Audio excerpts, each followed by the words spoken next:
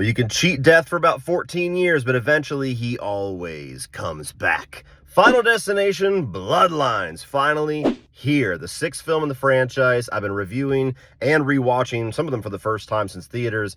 All 5 of the previous films, but having a blast doing it.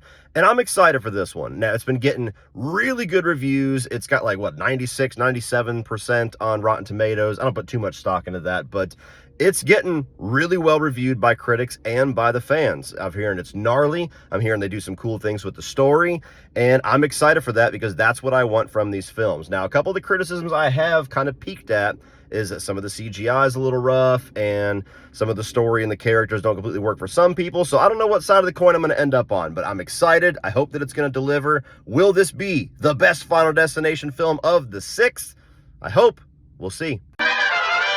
Well, I gotta admit, I had a really good time with this one. I think if you're a Final Destination fan, it's a safe bet that you're gonna have a really fun time with Bloodlines. Now, the thing that's really cool is that I think me binging through the previous 5 films and reviewing them over the last week or so actually helped my experience with this, because a lot of the things that they do that I appreciate in the 6th film are kind of answering a number of my concerns and my issues with the previous films, where I think that they do a good job at actually putting some effort into having a story here. They don't necessarily expand the lore, but they do expand the concept a bit with the whole Bloodlines moniker.